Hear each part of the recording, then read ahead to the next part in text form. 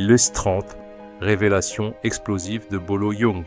Durant 50 années, cet homme incarnait la terreur muette des films d'arts martiaux. La légende vivante qui pulvérisait ses adversaires sans prononcer le moindre mot. Pourtant, derrière cette imposante figure au regard de glace, Bolo Yeung observait absolument tout. Il a été témoin de la couardise dissimulée des pseudo-héros. Il a vu de ses propres yeux la pourriture systémique qui gangrène Hollywood jusqu'à la moelle. Et aujourd'hui, après des décennies de mutisme, le géant brise enfin son silence. Dans cette enquête exclusive, nous dévoilons son témoignage secret. 30 révélations explosives qui ébranlent les fondations de l'industrie. Nous allons arracher les masques des imposteurs et exposer les mensonges institutionnels. Mais attention, vous devez absolument rester jusqu'aux dernières secondes, car les ultimes vérités de cette investigation lèvent enfin le voile sur une énigme qu'Hollywood a désespérément tenté d'ensevelir, la véritable cause de la disparition brutale du légendaire Bruce Lee. Ce que les autorités ont officiellement déclaré était un mensonge orchestré. Ce que Bolo révèle aujourd'hui constitue l'épouvantable réalité. Cependant, avant de plonger dans les circonstances sanglantes entourant l'élimination du dragon, nous devons d'abord examiner ceux qui ont survécu. Dans ses confessions les plus récentes et les plus franches, Bolo Yeung a finalement déchiré le rideau de fumée sur cette industrie qu'il a appris à mépriser profondément. Pour saisir pleinement pourquoi Bruce a été supprimé, il faut d'abord comprendre l'univers toxique dans lequel il évoluait. Un monde empoisonné par l'hypocrisie, la brutalité gratuite et le vol culturel éhonté. Vous devez entendre ces récits accablants pour mesurer à quel point les abysses hollywoodiennes sont insondables. Le trio des imposteurs, Jean-Claude Van Damme, le bouffon dopé. Le monde se souvient de Bloodsport comme du long métrage qui a propulsé les muscles de Bruxelles sous les projecteurs internationaux. Un prétendu chef-d'œuvre du film de tournoi. Pourtant, pour Bolo Yeung, l'athlète qui lui faisait face dans l'octogone, cette production n'était qu'un grotesque théâtre de fausseté. La réalité brutale dissimulée sous les paillettes révèle que le héros acclamé était, et selon Bolo, un imposteur intégral dont le courage artificiel provenait directement de stimulants chimiques. Van Damme débarquait sur le plateau de tournage non pas comme un disciple martial discipliné et prêt au combat, mais plutôt comme un noceur désordonné alimenté par la poudre blanche qui circulait à Hollywood. Bolo expose que durant le filmage de l'affrontement final, la sueur intense ruisselant sur le visage de Van Damme ne résultait pas uniquement de l'humidité écrasante de Hong Kong, ni de l'intensité physique des scènes.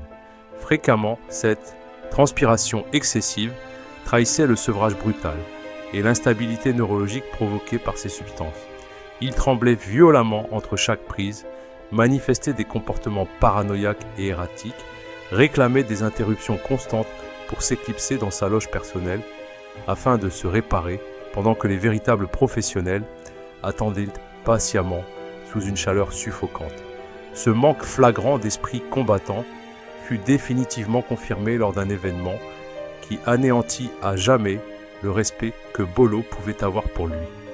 Les larmes d'un prétendu champion. Bolo fut le témoin direct du moment le plus humiliant de toute la carrière de Van Damme.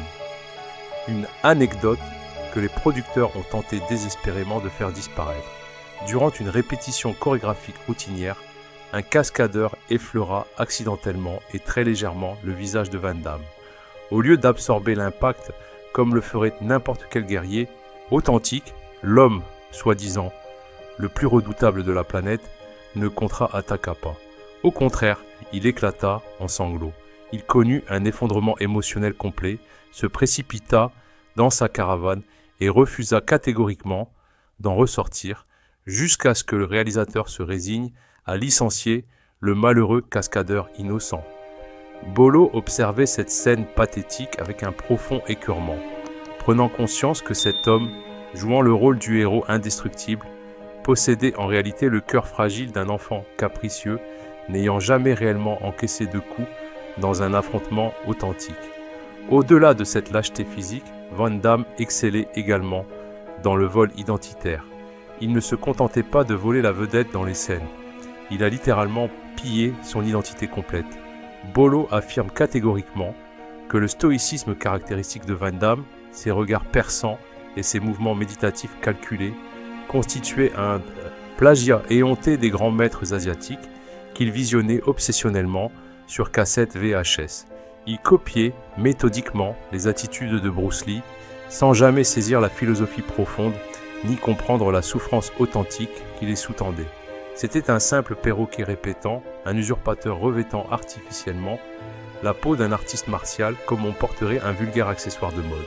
L'aspect probablement le plus sombre de sa personnalité résidait dans sa cruauté compensatoire.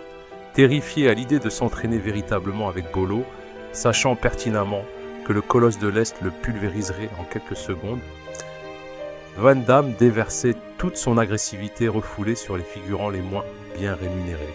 Il leur assénait des coups de pied, pleine puissance au visage durant des scènes non planifiées, uniquement pour paraître impressionnant devant les objectifs. Il abandonnait derrière lui une traînée de nez fracturés, de traumatismes crâniens et de blessures dentaires de graves que le studio dépensait des dizaines de milliers de dollars pour dissimuler sous le tapis. Pour Bolo, c'était absolument impardonnable. Un véritable maître protège les vulnérables. Une brute pathétique les mutile pour masquer sa propre faiblesse. Même la fameuse camaraderie affichée n'était qu'une mascarade supplémentaire. Bolo proposa à plusieurs reprises à Van Damme un combat amical pour développer une véritable alchimie bénéfique au film. Van Damme déclina systématiquement chaque invitation. Il savait pertinemment que s'il montait sur le tatami avec Bolo sans scénario protecteur, le monde entier constaterait que le héros adulé ne tiendrait pas 10 secondes face au prétendu méchant. Steven Seagal, le briseur de poignets, sadique. Si Van Damme représentait une déception majeure, Steven Seagal incarnait un authentique cauchemar vivant. Bolo Yeung perçoit Seagal non pas comme un artiste martial légitime, mais comme un prédateur sadique exploitant méthodiquement l'industrie cinématographique pour infliger des souffrances gratuites. L'anecdote révélatrice que Seagal a vainement tenté d'effacer d'Internet concerne l'incident désormais légendaire avec Jane Lebel. Sur un plateau de tournage, Seagal proclama avec une arrogance grotesque que son énergie mystique le rendait totalement immunisé contre n'importe quelle technique d'étranglement. Jane Lebel, coordinateur de cascade légendaire, âgé de 58 ans à l'époque, accepta le défi avec un sourire. En quelques secondes seulement, Seagal sombrait dans l'inconscience complète. Pire encore, dans l'humiliation ultime absolue, il perdit totalement le contrôle de ses sphincters devant l'équipe technique médusée. Bolo considère cet épisode comme le moment définitif, révélant la véritable nature de Seagal. Un homme parlant extrêmement fort, jusqu'au moment précis où il affronte un combattant authentique, perdant alors littéralement ses moyens les plus élémentaires. Plus inquiétant encore que son ego surdimensionné, demeurait sa manière de traiter les femmes et ses subalternes. Bolo fut témoin direct d'un individu utilisant méthodiquement son pouvoir pour terroriser son entourage. Seagal s'enfermait régulièrement dans des caravanes isolées avec de jeunes actrices vulnérables sous le prétexte fallacieux d'auditions privées se déroulant tard dans la nuit. La terreur visible dans leurs regards lorsqu'elles ressortaient communiquait à Bolo absolument tout ce qu'il devait comprendre. C'était un prédateur sexuel se dissimulant derrière une queue de cheval ridicule et un badge factice exploitant sa stature physique pour intimider systématiquement celle qui osait articuler un refus. De surcroît, son aikido n'était qu'une performance théâtrale dénuée de substances techniques réelles. Bolo, authentique maître de la puissance interne, perça immédiatement à jour la supercherie technique de Seagal. Ce n'était absolument pas de l'énergie martiale, mais simplement de la complaisance organisée. Les cascadeurs professionnels étaient contractuellement contraints de se projeter eux-mêmes lorsque Seagal les effleurait à peine. S'ils ne s'effondraient pas avec suffisamment de conviction dramatique, ils étaient immédiatement licenciés sans ménagement. Bolo qualifie cette mascarade de chorégraphie des lâches, des hommes que de se prostituant pour un salaire, afin de transformer un homme corpulent en guerrier, apparemment véloce. Cette hypocrisie s'étendait jusqu'au sadisme gratuit en coulisses. Seagal éprouvait un plaisir évident à infliger la douleur, mais exclusivement en la déversant sur ceux ne s'y attendant aucunement. Sa réputation incluait d'inviter régulièrement des étudiants enthousiastes ou des admirateurs naïfs dans son dojo pour une prétendue démonstration pédagogique, puis de leur fracturer violemment les articulations ou de les frapper dans l'entrejambe avant même que l'exercice démarre véritablement. Il se délectait du craquement sinistre des ligaments se déchirant. Bolo considère cette pratique comme le péché cardinal absolu dans l'univers des arts martiaux. Détourner ses connaissances pour briser les innocents plutôt que pour les protéger selon les principes sacrés. Seagal constituait également un voleur culturel éhonté. Il déambulait constamment vêtu de robes de moine, massacrant un japonais approximatif et prétendant ridiculement être un lama tibétain réincarné ou un mystique illuminé. Pour Bolo, cela représentait l'insulte suprême envers son héritage ancestral. Seagal revêtait la culture asiatique millénaire comme on porte un déguisement d'Halloween bon marché, exploitant cyniquement le mystique oriental tout en violant systématiquement chaque principe fondamental d'honneur, d'humilité et de respect que cette civilisation a toujours incarné. David Carradine, l'homme qui vola l'âme du dragon. Voici l'individu que Bolo détestait avec la plus grande intensité, non pas pour ses capacités martiales, car il en était totalement dépourvu, mais pour son vol institutionnalisé. L'animosité profonde commence avec le grand larcin de Kung Fu. La série télévisée légendaire Kung Fu fut originellement créée, conceptualisée et développée par Bruce Lee lui-même. C'était la vision créative de Bruce, le rêve personnel de Bruce, le projet passionné de Bruce. Cependant, les cadres dirigeants racistes des studios hollywoodiens déclarèrent catégoriquement qu'un homme d'origine asiatique ne pouvait absolument pas incarner le protagoniste principal d'une production américaine. Alors ils dérobèrent honteusement le concept intégral et attribuèrent le rôle à David Carradine, un acteur caucasien incapable même de lever sa jambe au-dessus de sa propre taille. Lorsque Bolo observait Carradine, il ne voyait nullement un acteur talentueux. Il percevait un cambrioleur s'installant confortablement dans la demeure que Bruce avait méticuleusement construite de ses propres mains. La réalité concrète de travailler aux côtés de ce prétendu maître dépourvu de talent constituait une véritable torture psychologique. Quand Bolo dut collaborer avec Carradine sur Kung Fu, le film, Carradine se mouvait littéralement comme un cadavre ambulant. Il possédait zéro sens du rythme, zéro vélocité et zéro puissance explosive. Bolo se voyait contraint de ralentir délibérément ses propres mouvements à approximativement 10% de sa vitesse habituelle, uniquement pour créer l'illusion cinématographique que Carradine possédait une chance plausible de combattre avec dignité. C'était profondément humiliant pour un maître authentique comme Bolo de simuler une défaite face à un homme incapable de distinguer une posture de cavalier d'un simple pas de danse folklorique. Pire encore, l'autosatisfaction dangereuse de Carradine. Il croyait sincèrement à sa propre propagande mensongère. Il se pavanait constamment sur le plateau en dispensant des leçons condescendantes à d'authentiques combattants professionnels concernant le chi et l'énergie spirituelle, tout en enchaînant frénétiquement les cigarettes et en s'enivrant entre chaque prise. Il était réellement convaincu que simplement porter les robes traditionnelles faisait magiquement de lui un grand maître légitime. Bolo interprétait cette arrogance grotesque comme un crachat quotidien sur la tombe encore fraîche de Bruce Lee. Bolo avait également ressenti une obscurité malsaine émanant de Carradine bien avant que le monde découvre horrifié les circonstances de sa mort sordide. Carradine nourrissait une obsession pathologique pour les sensations fortes, déviantes et dangereuses.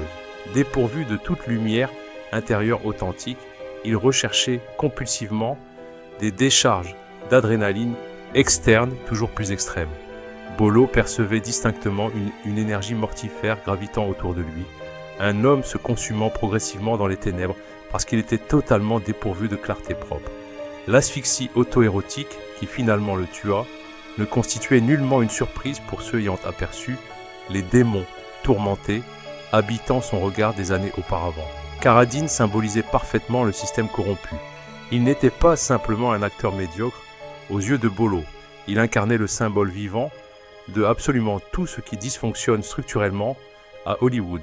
Il matérialisait le mensonge institutionnel, proclamant qu'un homme blanc pouvait simplement s'approprier l'apparence d'un maître asiatique et être accepté comme supérieur à l'original authentique. Chaque fois que Bolo apercevait le visage de Carradine sur une affiche publicitaire, cela constituait un rappel cuisant du racisme systémique ayant obstrué le chemin légitime de Bruce Lee et brisé son cœur bien avant que le poison n'arrête définitivement ses battements cardiaques. Carradine représentait le faux dragon que Hollywood avait consciemment choisi de promouvoir. L'exécution du dragon. Et maintenant, nous pénétrons dans le cœur même des ténèbres. Nous devons méticuleusement éplucher les mensonges institutionnels entourant la plus grande tragédie de toute l'histoire cinématographique. Voici le dossier classifié, resté hermétiquement fermé durant 50 longues années. Voici enfin la vérité concernant Bruce Lee. Le seul roi. Bolo Yeung ne s'est jamais incliné devant quiconque, excepté devant un unique homme. Tout au long de sa carrière impressionnante, constamment entouré de pseudo-durs et d'égomanes pathologiques, la vérité demeure que Bruce Lee constituait l'unique être humain que Bolo ait jamais respecté comme un véritable supérieur indiscutable.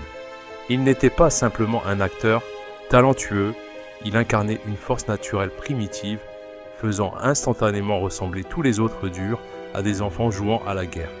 Pour Bolo, Bruce était l'empereur légitime et tous les autres prétendants n'étaient qu'autres que des paysans pathétiques tentant maladroitement de porter la couronne sacrée. La vitesse de la lumière. The Rush. Un mythe persistant prétend que les caméras devaient être ralenties pour capturer les acteurs ordinaires. Bolo révèle que l'exact inverse s'avérait véridique concernant Bruce. La réalité concrète est que Bruce se mouvait tellement rapidement que les caméras cinématographiques standards le capturaient systématiquement comme un simple flou indistinct. Les techniciens furent contraints de le filmer à une fréquence d'image considérablement augmentée uniquement pour prouver au public qu'il n'utilisait pas de pouvoir surnaturel. Bolo l'observait frapper avant même qu'un adversaire ne puisse physiquement cligner des paupières. C'était une vélocité défiant ouvertement les lois de la physique, une rapidité terrifiante pour ceux cherchant désespérément à le contrôler. Le corps d'acier. Le rapport d'autopsie officiel proclame que Bruce succomba à un œdème cérébral, insinuant qu'il était physiquement fragile à cause d'un surmenage chronique. Bolo ridiculise ouvertement ce mensonge grotesque. Il s'est personnellement entraîné aux côtés de Bruce. Il a ressenti physiquement la densité extraordinaire de sa musculature. La vérité indéniable est que le corps de Bruce était littéralement comparable à des câbles d'acier trempés. Un homme possédant ce niveau absolu de perfection physique, avec un taux de graisse corporelle frôlant 0% et un cœur de lion indomptable, ne s'effondre pas subitement à cause d'un simple cachet contre les céphalées. La promesse brisée. Il partageait un pacte sacré qui ne se concrétisa tragiquement jamais. Bruce avait solennellement juré d'emmener Bolo en Amérique, de bâtir ensemble un nouvel empire révolutionnaire où les arts martiaux authentiques seraient enfin respectés plutôt que ridiculisés ou folklorisés. Sa disparition brutale n'élimina pas uniquement un homme extraordinaire, elle assassina une révolution qu'ils construisaient passionnément ensemble. Bolo porte quotidiennement le poids écrasant de ce rêve inachevé. Le dragon solitaire. Au sommet absolu du succès, l'atmosphère était glaciale. Bolo percevait distinctement la tristesse dissimulée derrière le masque public. La vérité tragique est que Bruce était perpétuellement entouré de sangsues parasites, des individus convoitant avidement son argent, sa gloire internationale et son énergie créative vitale. Il possédait des milliers d'admirateurs hurlant frénétiquement son nom, et pourtant, presque personne en qui il pouvait véritablement avoir confiance pour protéger sa vie. Il était devenu l'homme le plus célèbre de la planète entière, et paradoxalement complètement isolé. L'ombre des triades. Bolo connaissait intimement les ruelles sombres de Hong Kong mieux que quiconque. Il savait pertinemment que les syndicats criminels souterrains, les redoutables triades, exigeaient impérativement leur part substantielle du succès phénoménal de Bruce. La vérité est qu'à mesure que la renommée internationale de Bruce explosait, la pression menaçante s'intensifiait proportionnellement. Bolo observait les demandes insistantes de rendez-vous auxquelles Bruce refusait catégoriquement de se présenter. Le dragon devenait dangereusement trop imposant pour les requins affamés et les prédateurs commencèrent à tourner en cercle menaçant. Le refus de se soumettre. Bruce possédait une volonté inébranlable et cette intransigeance signa ultimement son arrêt de mort. Il refusait obstinément que ses productions cinématographiques servent d'instrument de blanchiment pour l'argent sale des syndicats criminels. Il refusait catégoriquement d'être transformé en marionnette docile pour les patrons de studios corrompus liés intimement à la pègre organisée. Son indépendance farouche constituait son arme la plus mortellement dangereuse. Il leur opposa un non catégorique, et dans cet univers impitoyable, non est le mot qui vous condamne irrémédiablement à mort. La paranoïa. Durant les ultimes semaines précédant sa mort, l'énergie changea radicalement. Bolo remarqua que Bruce regardait constamment par-dessus son épaule avec vigilance. Le dragon n'était plus simplement stressé, il était activement traqué comme une proie. Il commença à porter systématiquement une arme à feu, chose qu'un maître d'arts martiaux accomplit extrêmement rarement. Il savait parfaitement qu'ils approchaient pour l'éliminer. Le prédateur suprême était devenu la proie désignée. Les appels d'avertissement, il recevait régulièrement des appels téléphoniques menaçants tard dans la nuit, des menaces muettes sinistres, des messages intimidants laissés anonymement au studio. Bruce tentait désespérément de dissimuler cette terreur pour protéger ses proches, mais Bolo distinguait clairement la peur inhabituelle dans ses yeux pour la toute première fois. Ce n'étaient absolument pas des farces inoffensives, c'étaient des comptes à rebours mortels. La première tentative. Des rumeurs persistantes évoquent un incident suspect survenu sur un plateau plusieurs mois auparavant. Une prétendue erreur avec un accessoire qui faillit le tuer instantanément. Bolo demeure convaincu que ce n'était nullement un accident malheureux, mais un essai calculé pour un assassinat planifié. Il testait méthodiquement ses défenses, évaluant précisément à quel point il était réellement vulnérable. L'ambulance, retardée, et examinons maintenant minutieusement la nuit fatale de la mort. Pourquoi fallut-il un délai aussi inexplicablement long pour appeler les secours d'urgence? Bolo remet sérieusement en question la chronologie officielle. Il demeure persuadé que Bruce était déjà décédé bien avant que les ambulanciers ne soient finalement prévenus. Le retard suspect n'était nullement de la panique désorganisée. C'était une fenêtre temporelle délibérément utilisée pour garantir absolument que le travail d'élimination était définitivement accompli. La scène nettoyée. Lorsque les autorités pénétrèrent finalement dans les lieux, la pièce apparaissait suspecteusement trop parfaite. Des preuves matérielles avaient manifestement été déplacées méthodiquement. Des verres avaient été soigneusement essuyés.